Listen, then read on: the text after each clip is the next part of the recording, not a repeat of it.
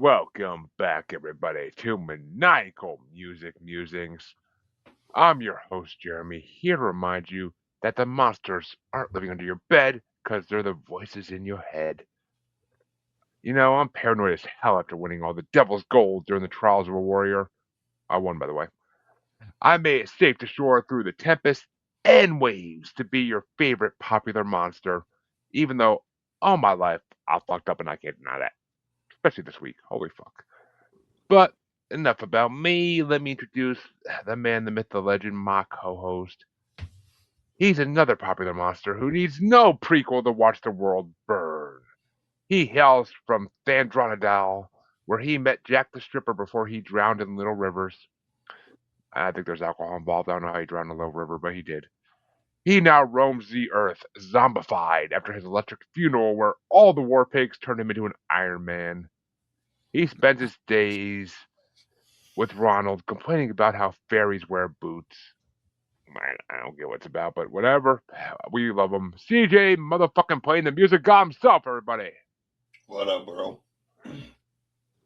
Yeah, I already know I got CJ in a mood tonight because of my choices. So we'll get to that a little bit, though. Welcome back, everybody. We are being joined by, well, he's basically an honorary muser at this point because you recognize him from pretty much every bracket we fucking do on both shows.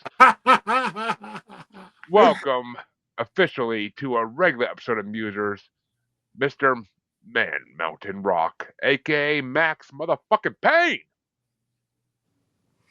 Thank you so much for inviting me. Man, when you offered and I realized what's going on with this, you know, I knew CJ's going to be in it. You're going to be in it. I knew that there was going to be plenty of fun, maniacal music, meanderings, and fucking all that goes along with it. And I couldn't wait. So I'm so honored to be here with both of you talking about my favorite subject, music. And for all you folks who know me, my love of alliteration, that's a fucking alliteration, Woody, what he just did. Fuck. But, folks, well, for those who don't know, Maxx Payne, back in his WCW days, had a guitar always with him because he was a musician and wrestler, which there's only been a few of those, and we don't like Jeff Jarrett in this show, so we stick with Maxx Payne. But Thank you. Tell you, seeing Jarrett get that guitar over his head every time was the best thing in the world. But and I heard he's an asshole in real life too, but I don't know about that. But tell us, Maxx, tell us a little bit about your life and music. Tell us about why music is so important to you. You know, it's amazing because from the time I was born, I was an oops baby. My mother and father, my next closest brother to me is 12 years older than me. And my parents were convinced they were finished until I fucking showed up in their life. And my mother always wanted one of my brothers to be a musician, but they were all assholes and none of them would take fucking piano lessons or anything.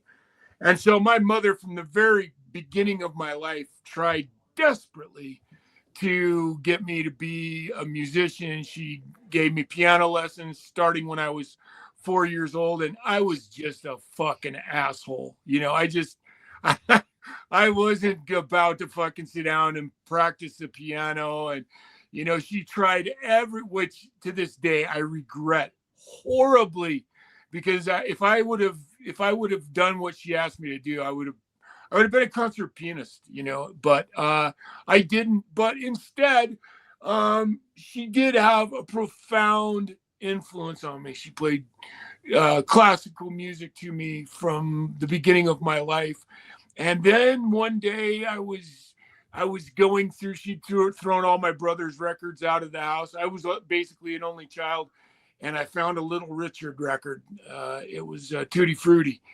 And my life from that, you know, I know, CJ, I know you're laughing, because the truth of the fucking matter is, man, you know, there's a lot of greats out there, and Little Richard to this day does not get the credit he deserves, man. That motherfucker was he was something else. And my mother did not want me to listen to that, but she couldn't stop me. The hook was in. The instant I heard fucking Tutti Frutti, I started listening. And then my brothers, all my brothers listened to, the Beach music of the time. The Beach Boys were fucking huge. Tommy James and the Shondells, I listened to them like nonstop from the time when most people don't even know what a fucking 4-track is, but there was a machine prior to an 8-track called a 4-track. And my brother had a 1958 fucking Dodge with a 413 and a cross ram induction in that motherfucker and a 4-track. And we would drive around and listen to the best of Tommy James and the Shondells. And I just started, I always fucking loved music. And then my nephew, I have a nephew because I was such an oops. I have a nephew who's 5 years older than me. So it was always funny. Here he's my fucking nephew, and he would call me Uncle Daryl, and I was fucking 5 years younger than him. So it was always funny. And so, but he introduced me right from the beginning of my life to fucking T-Rex and Alice Cooper and David Bowie and Grand Funk and all of the typical fucking bands that were hitting really hard in the early 70s.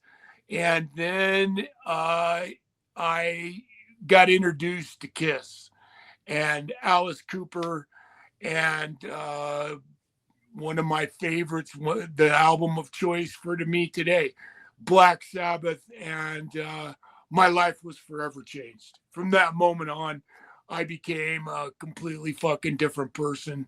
And I loved the heavy metal scene like a fucking madman from the time like I said, the instant I heard fucking Tutti Frutti, my life changed forever. But that's not to take away from fucking Moonlight Sonata and Appassionata and Mussorgsky's Pictures at an Exhibition and the Firebird Suite and Holt's The Planets. And so my spectrum and my love of music is very, very broad. I just love music. Well, shit, yeah, and trust me, we're all fans of Little Richard on this show. Everybody's favorite power bottom. But I fucking So, interesting story. When I was 15, one of the first people that I ever got to open for as a musician, we won a battle of the bands, and we got to open for Jerry Lee Lewis. Oh my God, the killer! Who is known to be cantankerous at best. I was gonna say he's pretty infamous. And as we were performing in the last song, I looked over to the left. We were on like one of the stages, like the wagon type stages they use for festivals. I looked to my left, and he was standing at the top of the steps watching us. Oh, wow. And my brain was like, "Fuck, that cannot be good that he got off the bus." Yeah, right. So as we finished, as we were walking to go off stage, he stuck his hand out, and I shook his hand, and he looked at me and he goes, "For a bunch of kids, you don't actually suck." And I was like, you know what? I will take that. Coming from you, probably as close to a compliment as somebody could get. It could have been a fucking shitload worse, right? But that was, yes. So I have a sort of a similar. Oh, it's brilliant, dude. Not Little Richard, but sort of the same. Hey, go absolutely the same. right up there, right up there. You know what it is? You know what it is about Little Richard? Music. You know what it is about Little Richard, man? And there's any singer that has this. Dion is another guy that has this. Is that fucking that timbre and that resonance in their voice? Yeah. People like Aretha Franklin that have that next level of resonance in their voice, that when they scream, man, I just fucking love it. And Little Richard to me was like, he just, epitomized that. Oh God, yeah. that next level of the great fucking scream in rock and roll. Oh God, he started everything. He Didn't started he? and he brought over all the bands from Europe that freaking became huge. Right. The Beatles and everybody else was all because of Little Richard. Yeah, So absolutely. he he, he earned his place in history. I have a Little Richard bracket. It's on the list. But Nice. well, tell us, Max, what album did you want to bring tonight, and why this one? You know, I thought about all the choices, and I thought, okay, I'm gonna start off being on this show with you guys with a band that the first time I heard them, I went, it was like the first time I heard Alice Cooper, the first time I heard Kiss. You know, we all have that moment when you listened to a band, and from the moment you heard the first fucking note, not 3 notes, not 5 notes, the first fucking note that you heard from that band, you went, "Oh, I'm gonna love this." I can already tell this is who I am. And my nephew, he was an amazing, like I said, he was a profound influence on me. And he had a 1968 Le Mans convertible. And back in 1968, the General Motors Corporation did this fucking real crazy thing where they for like a couple of years, they painted a bunch of their cars this really fucking ugly satin blue finished paint that you couldn't shine it, you couldn't put wax on it, you just washed it, but it was cool as fuck because it required very little care, but it made the car look so amazing. Like it had this really different level of texture. So he had a 1968 Le Mans convertible with a Bowman 8-track in it and 5.5-inch round speakers in the door. And this was in Fortuna, California, a little teeny town in the very northern part of the state of California, famous for the redwood mills. And we would go cruising around. And I opened up his 8-track box, and he arranged all of his shit alphabetically, and he had 2 or 3 Black Sabbath albums. He had the first Black Sabbath album, the second one. I think by then Master of Reality was out. But I said, wow, Black Sabbath, who are they? And he said, give me Paranoid. And he stuck Paranoid in. And from the moment I started listening to it, I was hooked. And it's one of those albums that every single track on it is just, it's a masterpiece. And the whole album is a masterpiece. And Black Sabbath, on top of that, most bands are lucky to have one masterpiece album, let alone, the first 5, actually the first 6 Black Sabbath albums. You could argue that all of them are fucking masterpieces from beginning to end. But Paranoid has just so much greatness in it. It just seemed to be the perfect song for me to introduce myself to this show with you and CJ and just be able to go, hey, because I knew you both would know it without, even having to listen to it. And so I chose Black Sabbath Paranoid because Black Sabbath, of all the bands, and I loved Cooper, I loved Bowie, I loved them all, but Black Sabbath probably had more influence and more impact on me musically than anybody. And Paranoid, to me, it's not my favorite Black Sabbath album either. It really isn't. I think I'd have to say Sabotage is my favorite Black Sabbath album. But Black Sabbath Paranoid to me just stands up to the test of time. And with the recent passing of Ozzy, it just seemed like a great album that it's easy to choose. You could pick any of the songs off of them to be your favorite 5. And it just seemed like the perfect way for me to say, hey, this is who I am.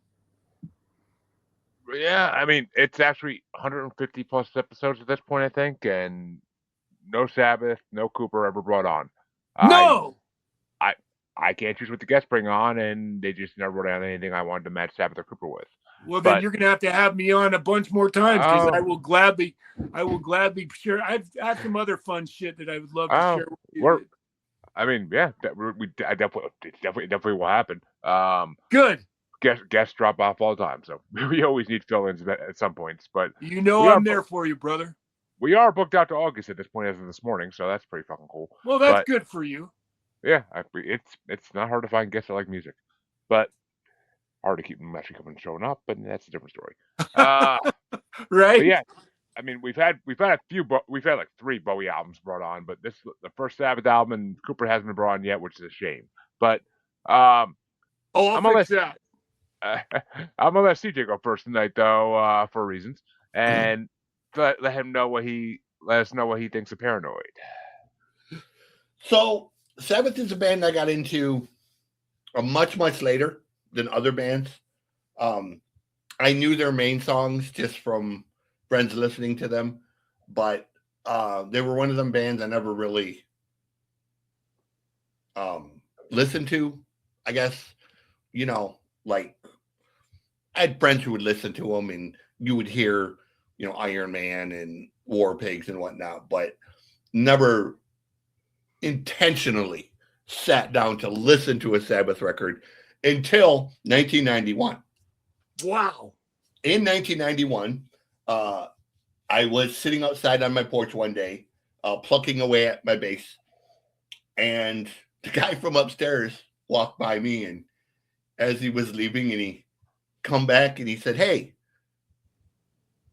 you play that thing?" And I was like, "Little bit." He said, "Are you in a band?" And I was like, "No." He goes, "You want to be in a band?" Sure, why not? So he dragged me upstairs to meet his roommates. They had a band called Psychotic Therapy. And, Brennan, who was the guy who dragged me upstairs, phenomenal guitar player. They started playing these songs, and I was kind of just following along because I'm a mediocre bass player at best. Simple philosophy, keep it simple, stupid. Mm-hmm.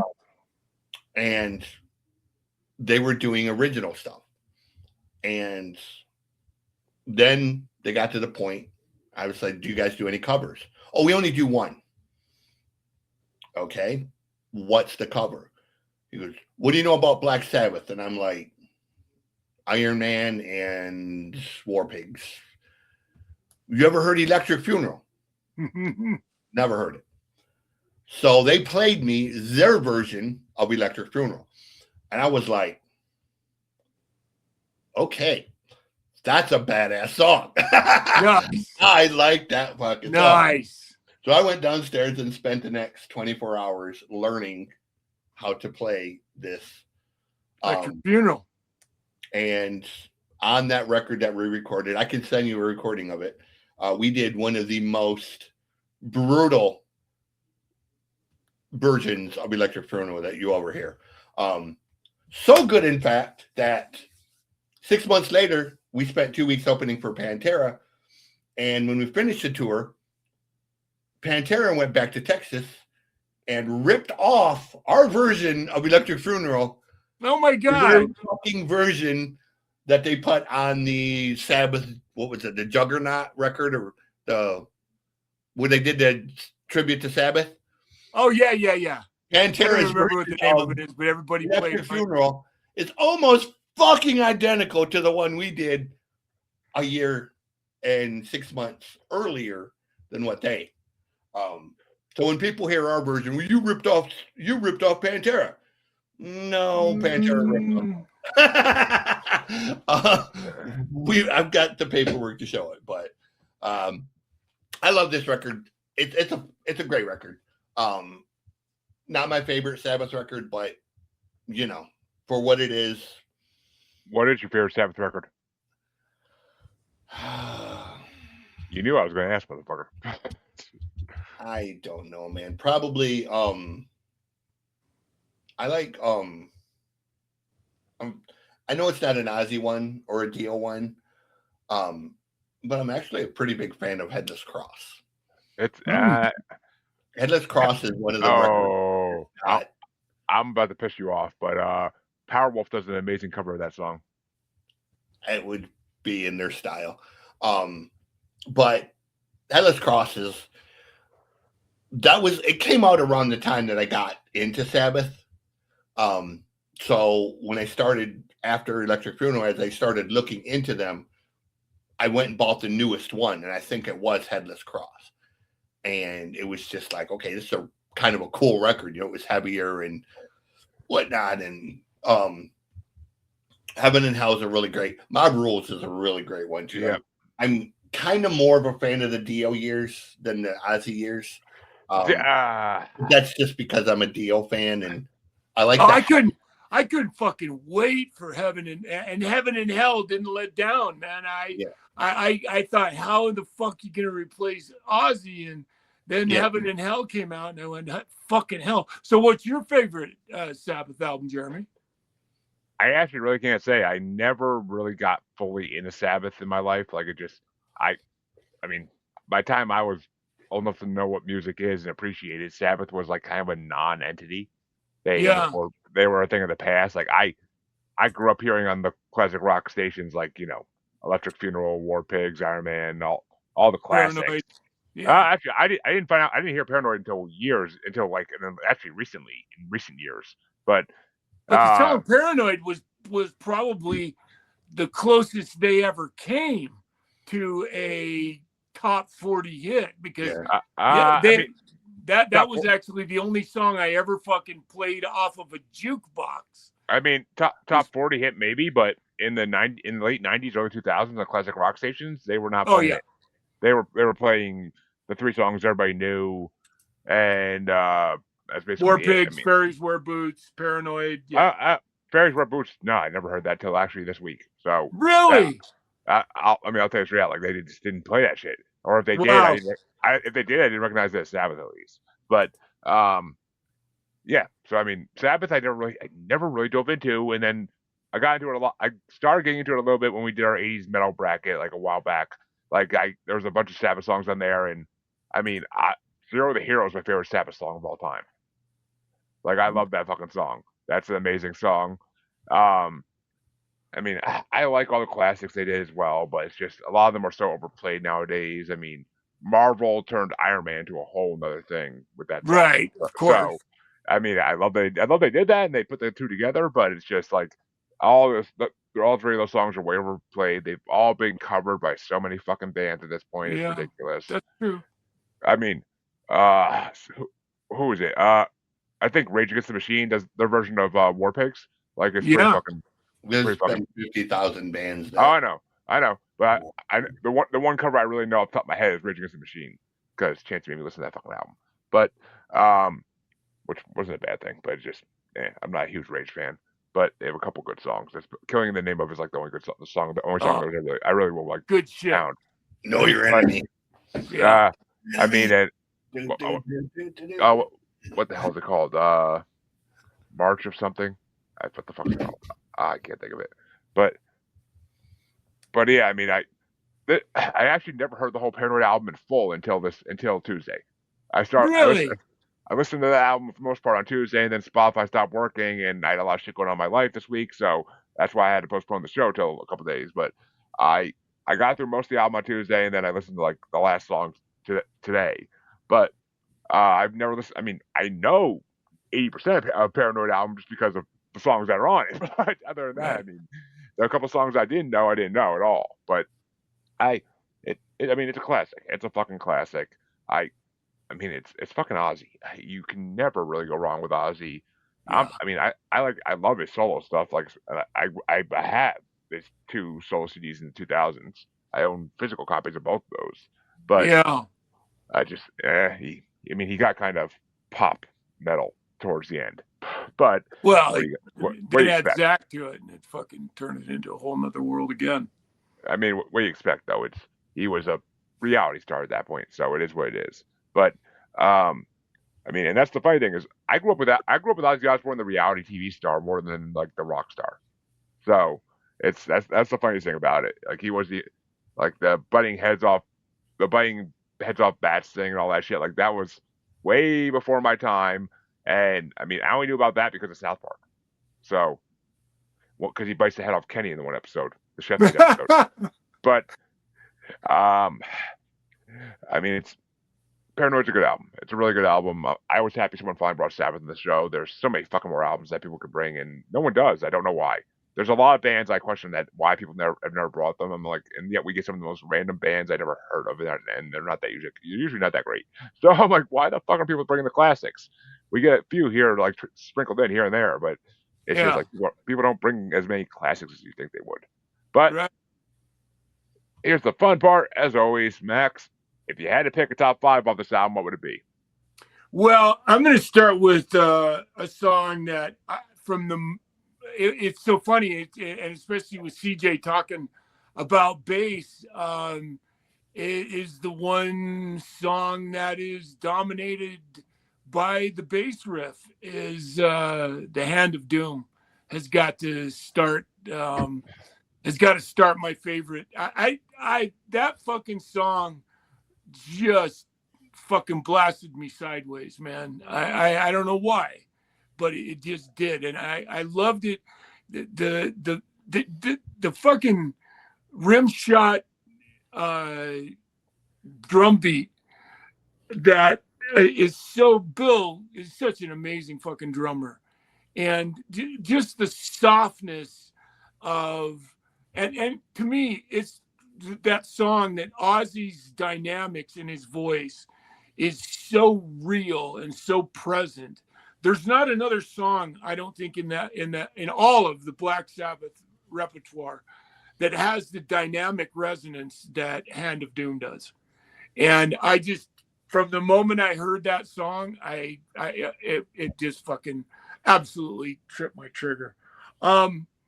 And I also, then I'd go second. I'm going to go again. I'm going to go with something fucking really weird. And it's because Pantera covered it and did it well. I saw Pantera live when I was working for WCW in Atlanta in '93. They played an outdoor venue and they covered Planet Caravan and fucking played it live. When they played it live, they fucking got stoned on stage. And that was the first time I'd ever seen a band that had the balls to actually fucking smoke weed live on stage. And I always thought that was fucking amazing. So, and in Planet Caravan's just one of those songs that when you're getting baked, that's what I always loved about Sabbath. Sabbath always had that one song that you could take your record into. My mother was born and raised LDS. And so, but Sabbath always had that one fucking song that you could take into and say, hey, Mom, you got to listen to this Black Sabbath song. And she'd go, what? Black Sabbath? And then you'd play fucking like on Sabbath Bloody Sabbath. There's a song called Fluff on fucking Sabbath Bloody Sabbath. And so you can take that classic mellow song that Sabbath does, and I'd play it to my mom, and she fucking inevitably, she always liked those mellow songs. So then third, I'm gonna have to go with War Pigs, because War Pigs is, I've heard critics talk about War Pigs and just the use of the language and where War Pigs really stood in terms of its protest. It's a really fucking powerful protest. Oh God, yeah. You know what I mean? Fuck yeah. It's just one of those really fucking so true fuck you to war bullshit songs that I just loved. And then I'm going to go with Fairies Wear Boots. And it's another one of those songs that just turned, like I said, the whole album is so amazing. And I'm going to, I had to go toss up for the last song between, I just went with Electric Funeral. Yeah, yeah. I mean, how can you not? Well, I didn't, but how can you not? CJ. I love Oh, Paranoid. I love all of those other songs, but that's just the way it hit me when I started thinking about my favorite 5 songs. There you go. and CJ, what are your top 5 for? I got War Pigs at number 5, Paranoid at number 4, A Hand of Doom at number 3, Iron Man but number 2, but number 1 is Electric Funeral because, like I said, You covered it. I covered it, and it's a great song. And that breakdown in the middle of that. Yeah, Oh, it's so fucking good. You know, and then it just, you know, it's, all I can say is, when we're done here, Max, I'm gonna get what your Facebook is so I can add you, and I will send you our version of it. Oh, I can't wait. I Hear can't wait. I how cannot just wait. completely bonkers of a cover it is. I can't wait to hear it, man.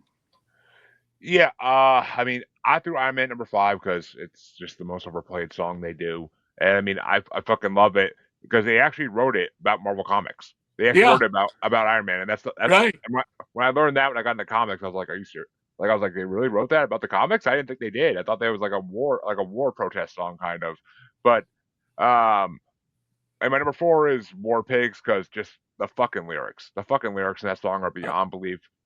Yeah. Generals gathered in their masses, just like witches at black masses. Like That's it's what that ah line, those 2 lines right there. You use the same word, yet they both grammatically have a completely different meaning.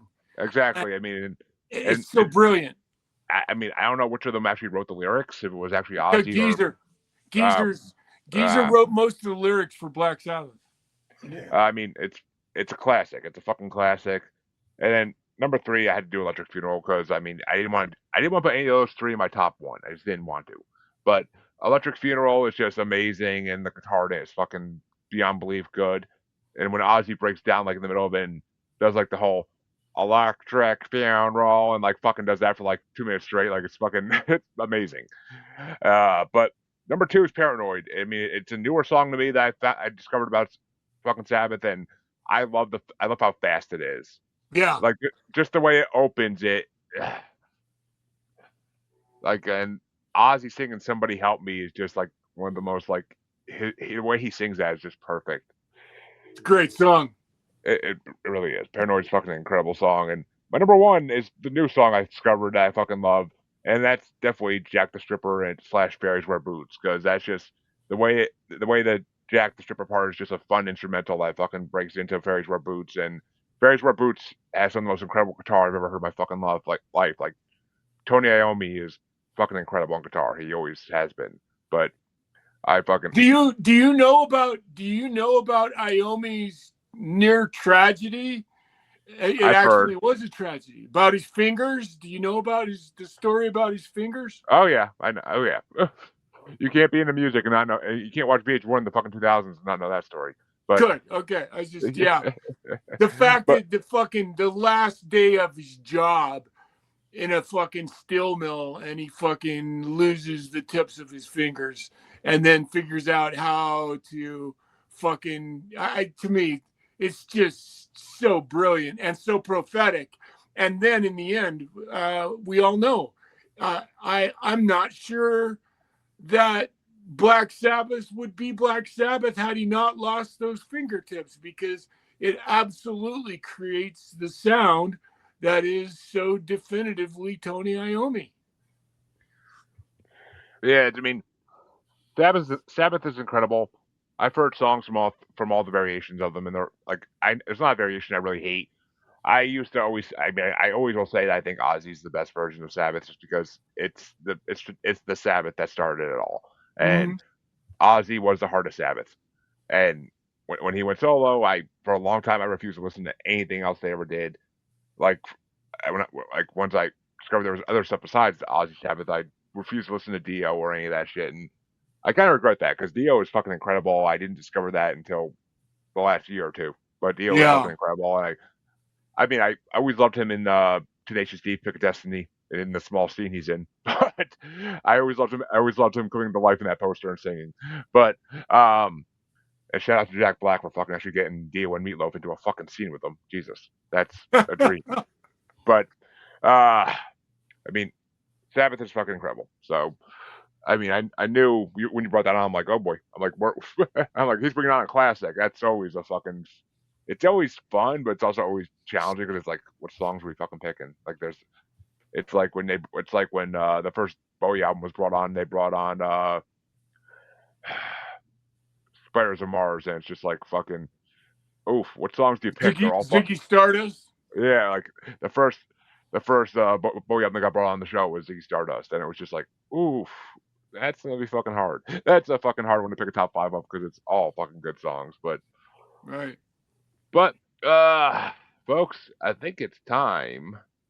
We're gonna talk about the album that CJ decided to bring this week. So I brought a record. I discovered this group on TikTok, and I was kind of blown away by what they did. So I looked them up and discovered they had an actual record that they had just released. And I thought, okay. I listened to the record and was like, damn, these guys are really different, but amazing. So it is a group called Fortress Dwellers. They are an all-black family Renfen troupe, I guess is the best way to describe them. Renfen? What's Renfen? So Renaissance festivals. They basically only perform at Renaissance festivals. Gotcha. They have their whole. Are they Irish? No, they're black. Actually, they're all black. Yeah, but that wouldn't preclude them. That wouldn't preclude them from being Irish. They're American. I don't know where in America they're from. They're American. Wow. But they're 4 brothers and a sister. Actually, they're 3 brothers, a sister, and I think a cousin. But they're really amazing. They have a record called Legends of Fate, and it kind of mixes like the Enya style stuff and it's funny you say that, and some little bit of fantasy metal without it being metal. Yeah, but it's different. So much to say. Yeah, it's different and it's fun and it's really there's a lot of talent in this group. Yeah, obviously, for being a younger group of kids. Yeah. So they're all over.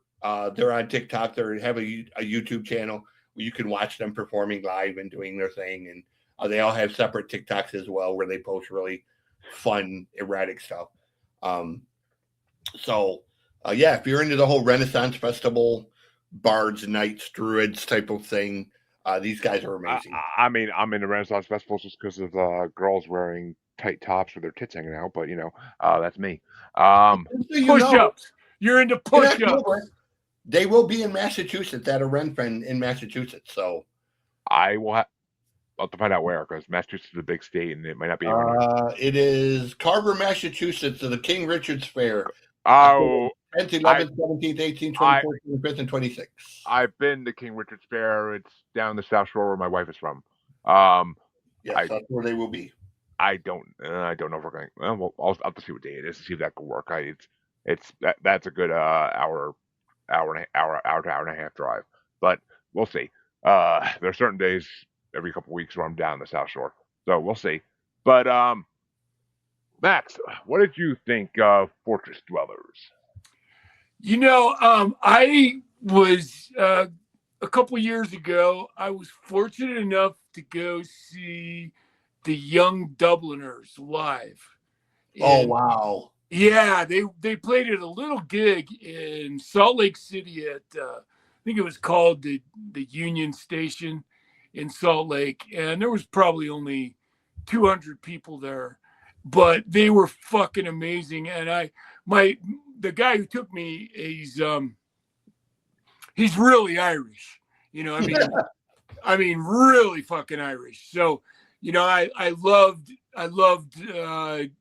being engaged in the family Irish tradition of the Young Dubliners and loving sort of the whole backbone of Irish music and the sound of that style of music, and I fucking loved that concert. And from the moment I started listening to this record, I couldn't help but have that same kind of feeling.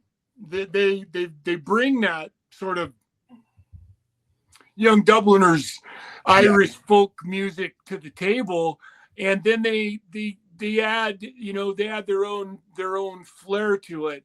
And then I loved it's funny because in my five, the two instrumentals are my two of my favorite songs. Yeah. I really loved The Sad King. I thought that was just fucking, I love great piano tunes that just appeal to your heart at that level. So and then it's so funny because you brought up the fact that they sound like they could be, I expected there to be metal breakdowns in them, and there are none, yet I believe it's I think I've got this. I think it's Trials of the Warrior. Yeah.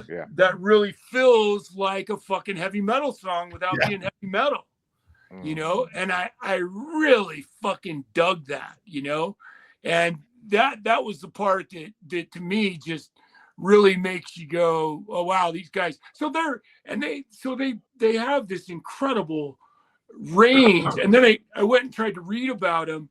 And they talked about them in terms of video games, and I didn't understand a lot of the language because I'm not a video game guy, but they talked about them in that voice, and I really just loved the broad range from instrumental to a heavy metal song that isn't heavy metal.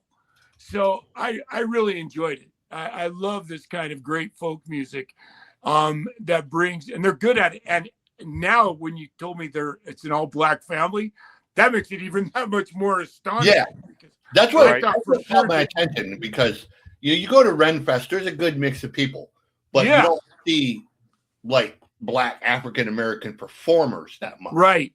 And to see a group of them that's family and perform the way they do, I was kind of like, okay, it sets them apart, and they're very, very talented, regardless of race. But it's just something that, it's a unique thing, and And then you listen to Little Rivers, and you get to hear this beautiful, an angelic black woman's voice. Oh yeah, singing this beautiful song that just fits right into the album, but you kind of go, wow, what a fucking dynamic broad change. And so I loved it.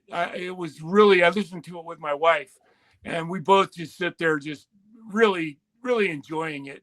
And I think the thing I loved about it the most is, like with any great folk music, is don't we all love that, like the Young Dubliners, is because it's great storytelling within music, and that's what I loved about it. Yeah. What can I say about this shit? Let's see. When I saw the album cover, I'm like, oh, CJ's bringing some fantasy metal. Fuck yeah. Yeah. It's exactly what I thought, man. That's what I thought too. I'm like, all right, CJ's bringing some symphonic fantasy metal because he knows that's my shit. Exactly what I thought. He knows that's my shit, so he's gonna fucking surprise me with a new band or some shit. And I started listening to the album, and I'm like, all right, nice instrumental that started off the album. I'm like, waiting for the second song to start. I'm like, all right, here comes the fucking heavy ass guitar. And I was like, after a couple songs, I'm like, where's the fucking guitar? What is this? And like, I was kind of shocked at first, but I'm like, this reminds me of a lot of female singers I've gotten into recently. Patty Gurdy, Adaya, G Wolf to some degree. I mean, it reminds me of a lot of female artists I'm going to bring on the show eventually. But this album is strange because there's not like a overlying sound through the whole album. Every song is 100% fucking different, and I love that though. I mean, it's kind of like this album is just like, all right, we're gonna take all these different singles. Let's just put them on one album. What the fuck? If people like it, they like it. And I about the fifth or sixth song in, I went to YouTube because I'm like, all right, I gotta see what these fuckers look like, and like expecting to see some white Scottish guys because of the fucking because of the fucking brogue they have. I thought there were some white Scottish guys, I can't agree with you more, man. and maybe a hot Scottish chick. So I was like kind of hoping to see that too. But I find their YouTube and I'm like, all right, they have like one video where they're actually live, and I'm like, first I'm like, they're black. What? What? I'm like, not that there's anything wrong with that, but I'm like, they're black. They don't sound black, and not any stereotype by that, but they just don't sound like African American. They sound like Scottish. The singer sounds like a Scottish guy with a fucking brogue. They had some Scottish too, and they had that fucking brogue. There's no way in hell. But and I'm watching the video and I'm like, what the fuck is this? That CJ said. I'm like, are these circus performers? Like Red Fair? Like, I'm like, is this a Renaissance fair? What the fuck's going on here? Yeah. And I was just like, shit, all right. I'm like, and I end up I listened to the whole album. I'm like, all right, I fucking actually really enjoyed this. All these songs are different. All these songs remind me of different artists, like, but each song is different, like another artist. And I was like, all right, I follow them on Spotify because I'm interested to see what they do in the future. I'm interested to see which direction they want to go in. They are definitely a very unique band, but I enjoyed them immensely. I had some songs I liked a lot more than others, and they do maybe a couple many too many instrumentals on their album, but I mean, still, it was enjoyable.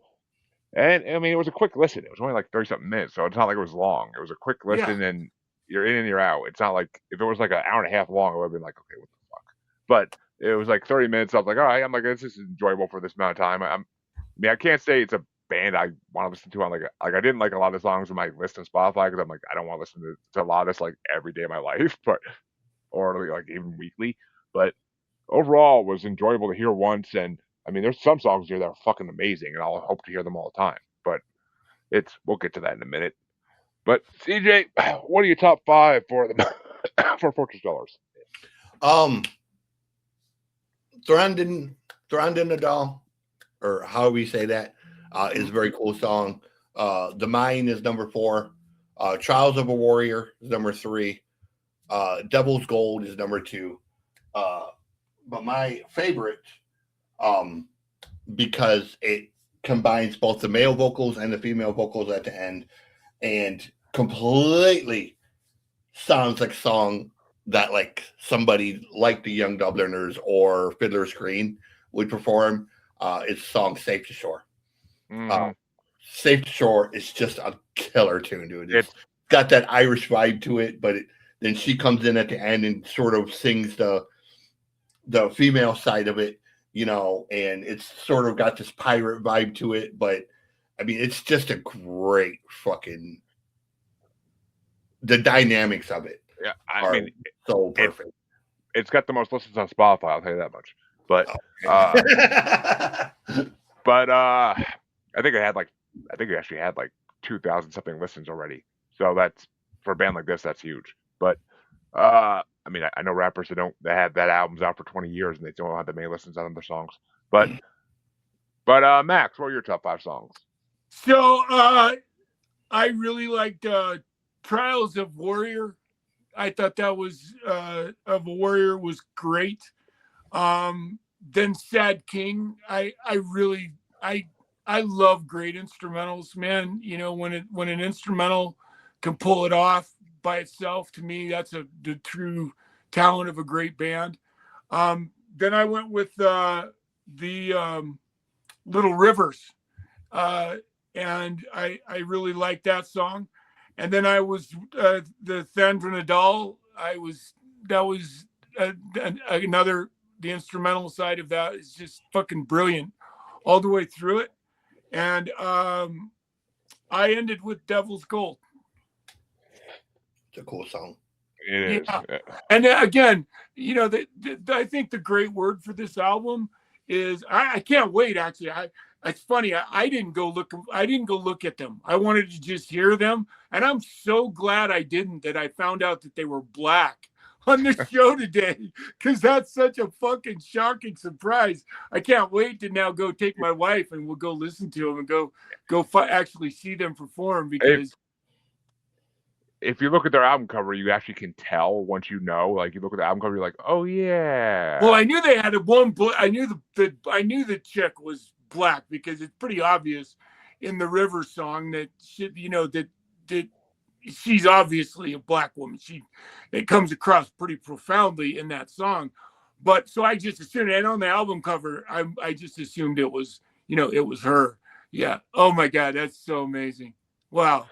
That's so fucking great. And I mean the costumes are really the costumes are amazing, bro. Awesome. But like you can tell the costumes are done by professional armor. Yeah. Oh God, yeah. But what an eclectic, to me, eclectic seems to be a great word to describe this album. There's just nothing that forces them into a particular genre. And so it's just one of those things that I don't know if you've ever heard the band Dead Can Dance.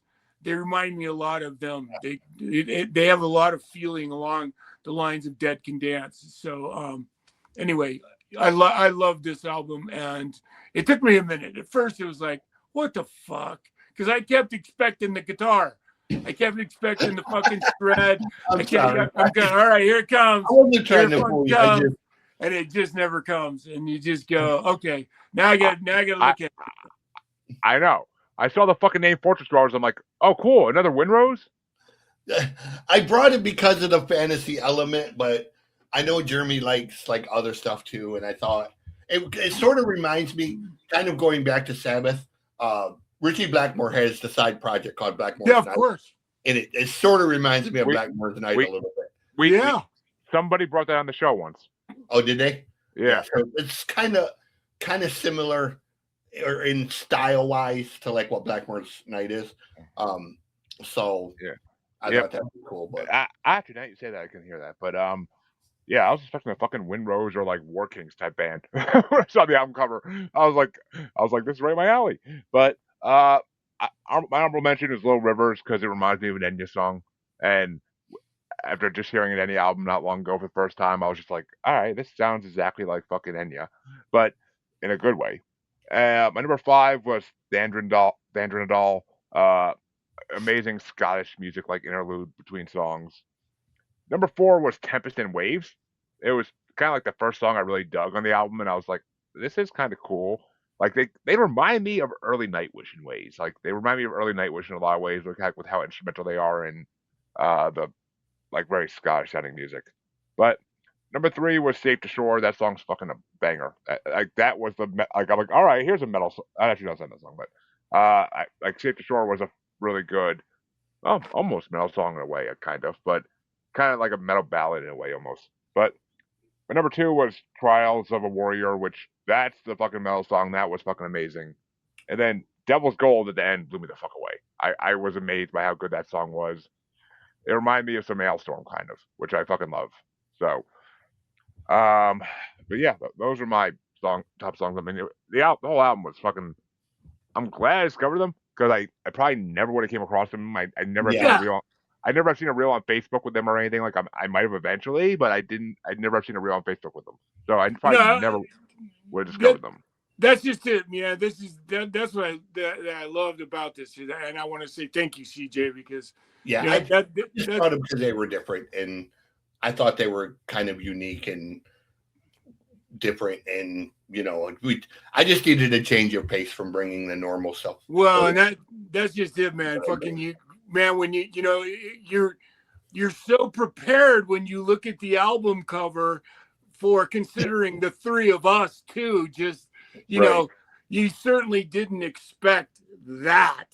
And so that was you never know what you're gonna get with me. So yeah, no, well, you really don't. You really don't. And that's what was so great. And I went, oh my God, this is just so befitting, and I loved it. So thank you for sharing that with us, because it's a great contrast and change of pace and eclectic and just everything that, if you're just going to sit down and listen to something different, that's when like I said, I have a friend who's Irish as fuck, and I can't wait to send him the link to this because I know he's gonna love it. And then I'm gonna tell him about him being that they're all black, and he's really gonna fucking shit his pants. I mean, yeah, that's the point of this show. That's why I fucking started this show, is because it's a way to discover music you never knew fucking existed. Yeah. I mean, Dog Fashion Disco, Polka Dot Cadabra. I never knew a lot of bands I love now existed. If Chance introduced me so many fucking bands when we started the show, that's ridiculous. But were you gonna say something, CJ? I'm gonna let you guys finish with this last record. I've got a shit, yeah. You motherfucker! You motherfucker! So let me put it in a nutshell for you real quick. Ronnie Radke is a fucking tool. So much so that he should have Black & Decker tattooed on his forehead. Mr. Everyone copies my style, but then I wrote an entire record copying Tom McDonald and NF. Like, the first two songs are the best NF songs that NF has never written. The next three are McDonald ripoffs. I love Jelly Roll, but Jelly sounds absolutely terrible on that fucking song. This record has zero redeeming qualities, should be banished to the depths of hell, and I would rather have my balls dragged across a cheese grater than to ever have to listen to Ronnie Radke. Wow, I'm shocked at that. I am not a fan of Ronnie. I'm outspoken about Motley Crue, but I would rather have dinner 25 times with the guys from Motley Crue than to ever have to listen to Ronnie again. Ronnie is just a shit stain of a human being. So let me sum up my opinion of this. You guys are free to discuss it among yourself. Have an amazing night. Send me what next week, Max. I will get a hold of Jeremy so he can give me your contact. Yes, please. I would really. You and I got a lot to talk about, brother. All right, and you guys don't do nothing I wouldn't do. Love you, brother. Thank you for sharing. See you, man. Son of a bitch. Yeah, son of a bitch, CJ. Well, you know what? You don't have to worry. I know. I love this album. I know how he feels about this artist to begin with, so why? I don't know. See, I don't know the history. I don't know the history of this guy. So let me do my spiel, and I'll get into that in a minute. But okay, go. So the album I wanted to bring tonight, if you can't already tell by what TJ said, I have a coworker at work who's a metalhead like me, and he showed me a video for a song called Ronald last year when it first dropped, and it blew me the fuck away. So I immediately I'm immediately like, all right, I gotta listen to the rest of this guy's stuff and see what he does.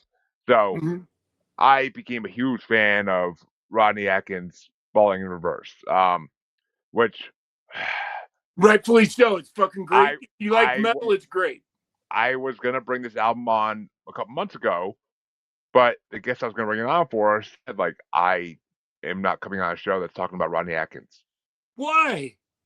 He has been found guilty of murder. I read that. Well, he was found guilty of murder and sexual assault years ago. Okay. All right. So, just like a lot of people are trying to hate on Marilyn Manson now for the same type of thing, not the murder, but the other part. Right. Well, I mean, he probably has murdered somebody. I don't fucking know. But knowing Manson, I wouldn't doubt it. So, I mean, this is a perfect example of you gotta look at the art, not the artist. Yep. Because I mean, I fucking love his stuff, and I've been wanting to bring this on for a long time. And I'm like, you know what? When I have a friend coming on the show, instead of like a guest I never met before, I can be a little more free with what I bring on the show rather than just trying to make it sound something that's more general public, like loving. Mm-hmm. So I decided to bring Balling Reverse's Popular Monster album onto the show because it's one of my favorite album he did by far. It's just such a amazing album from start to finish. There's not I could literally rank every song on this album. It's a whole album is fucking just a grade A It's bombshell. fucking sick. Every song is And amazing. and I get why people don't like him. I get why people think he's garbage. I mean, but he did his time, and he disappeared for years and did his time, and he is now like he's a huge star now. Like everybody knows his name. He's done so much with so many other artists. Everybody knows who he is. He's he's did his time. He did his time. Maybe Okay. what he did wasn't right. I ain't gonna fucking deny that. But yeah, you gotta look at the art. And I mean, not all people who are bad people make horrible music like Charlie Manson. Some of them actually make good music like Ronnie Atkins. Yeah. So Yeah. I mean, I fucking love Falling Reverse, and Popular Monster is a banger of an album. So I had to bring it on because I'm like, fuck it, I want to get one of his albums on already. And CJ is gonna be pissed because this is not the last album of his I will bring on for damn sure. But he has a lot of good albums and a lot of good. He his earlier style is like kind of like high schoolish, like all about like crushes and fucking like heartbreak and shit like that. But this album is like his first adult album. To me, it's his first like mature album talking about politics and the world and all that. So I think he So kind of came into it. I'm glad you brought that up because I really want to talk to you about that side of this album. Yeah, I mean the fact that he put it out after Trump got elected kind of like says it all. But it's uh, What was that? That they did what? the fact that he put out this album like right after Trump got elected was a whole nother thing. But Right. I mean, So is it pro Trump or is it oh, anti Trump? he's definitely anti everything, but he's anti government everything like a lot of people. But Yeah, he but to doesn't. me, fucking, it almost feels like Zombified you almost could I fucking get the I mean, feeling that it's pro. I'll I'll I'll I'll get to the what I think about the meaning of the songs when I get to the songs. But Okay. I mean I love the way he sings. I love the way he changes his voice up throughout songs and the way he switches styles. Yes, he didn't invent switching back and forth between rap and rock. He definitely didn't invent that. Linkin Park was doing that fucking 30 years ago. Yeah, of So course. he didn't invent that, but he likes to think he did, and that kind of pisses CJ off too. I know because he acts like he did create it when he didn't. It's not. They're not stealing your style, dude. They're stealing a style that's been around since I was born, basically. Yeah, no shit. Right? I mean, fucking Michael Jackson and Prince switch back and forth between rock and rap all the time. Yeah, no So shit. Yeah, it that's old school shit. It's been it around. is. It is. I mean, it's old. It's old school. But I fucking love them. But let me hear, Max, what you think of Falling Reverse's Popular Monster. You know, I'll tell you how much I like it. Is I was getting ready to have a toe amputated, and the doctor, that the podiatrist that was going to chop my toe off, said, "What, Max? Pick your music to go to sleep to." And I asked him, I said, "Have you ever heard Zombified by Falling in Reverse?" And he said, "No." And I said, "You know what? Let's fucking throw down some fucking Falling in Reverse. Let's throw on some Zombified." And I went to sleep to lose my toe to Zombified. That's how much I from the moment I heard this guy's style, I was fucking hooked. I mean, it's just one of those. He's so clever and so catchy, and if I was gonna another band that I really liked, it they're quite a bit different, but have a certain similarity to them because of how catchy they are. Is Gemini Syndrome. I really like. You never heard Gemini Syndrome? Never heard of them.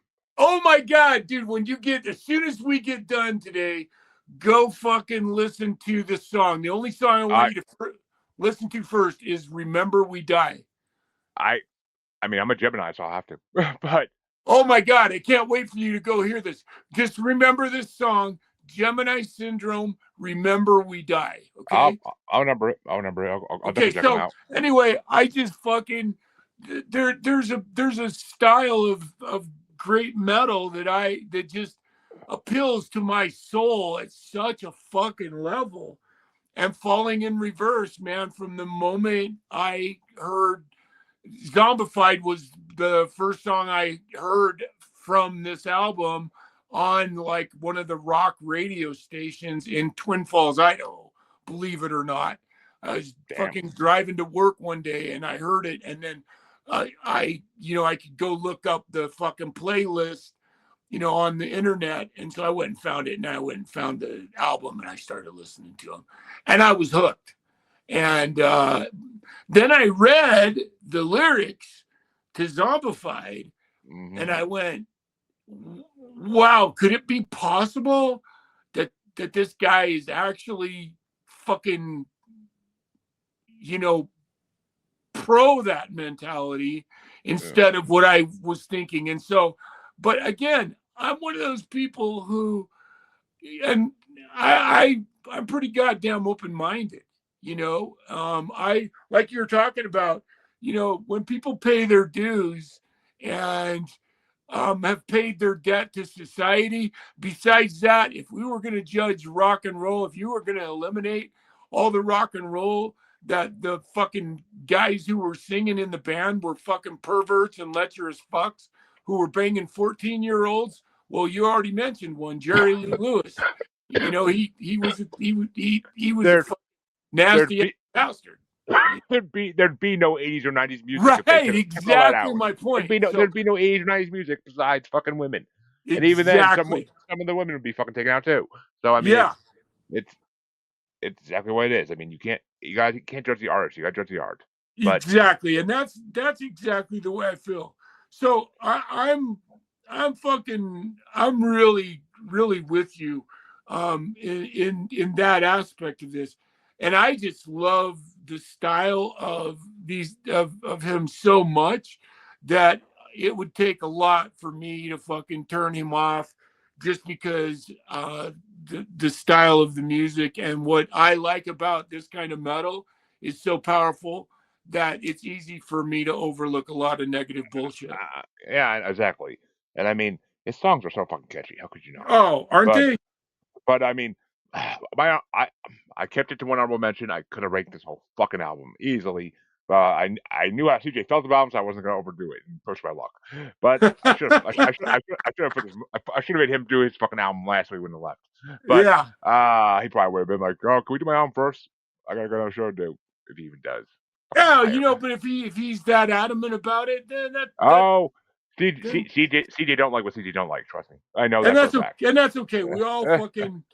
But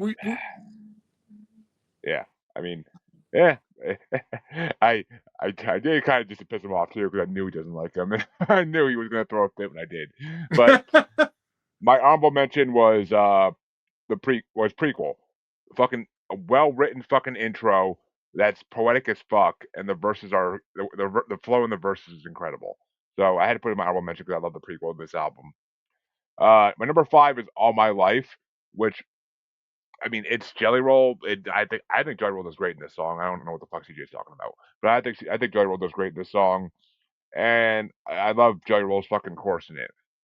All my life I fucked up and I can't deny, and I love like the woohoo, like in the middle of it always, like it's like I do the chorus every time. It's fucking great.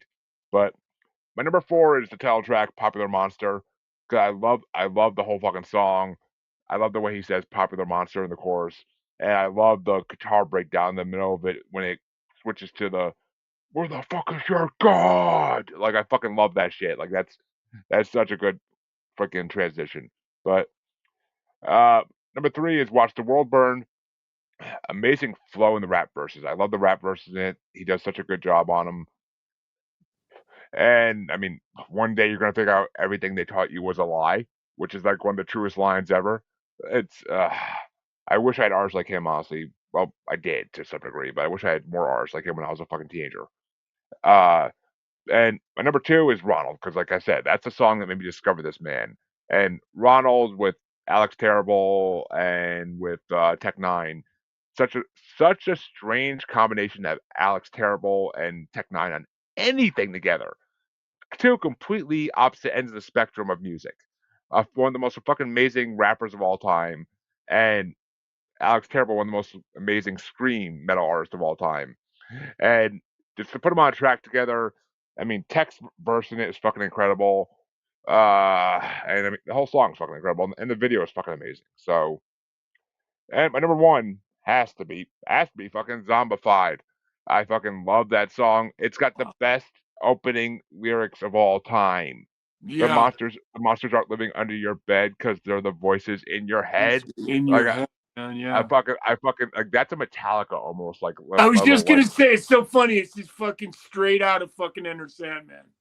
it kind of is, but they No, take the whole they no, take a whole. not in a bad way, not in a Oh, fast. I know. But they take it a whole other step further, and that's the great thing about it. Yeah, And I fucking and the whole like "Welcome to America" part is fucking amazing. yeah, I fucking I love that fucking song. I really and do. the fucking breakdown in the middle of Yeah, I Zombified, mean it every song he does in this album has a great breakdown at one point or another.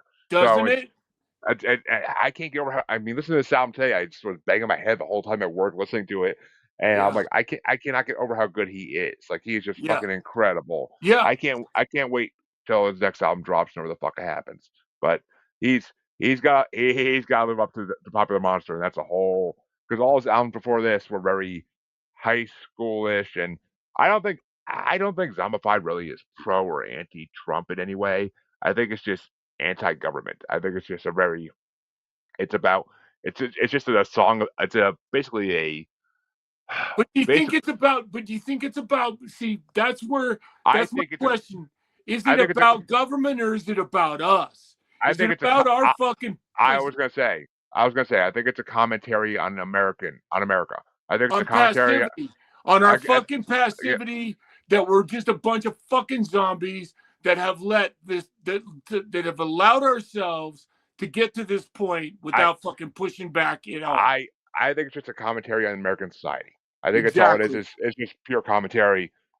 And I mean, it's just to me that's what it is. But I don't think he's pro or he's not gonna say if he's pro or anti anything because he doesn't want to lose half his fan base for one way or the other. Yeah, But I don't think you would do that either. That's why when I listened to Zombified, to me it was the it fits down to me it fits the the ideology that if you do nothing to save your society, then you will have no one to blame but yourself when your society is in ruin. And that's the way that's what I got from it. That's the way it made me feel. so, what are your top five songs for Falling in Reverse? So I would go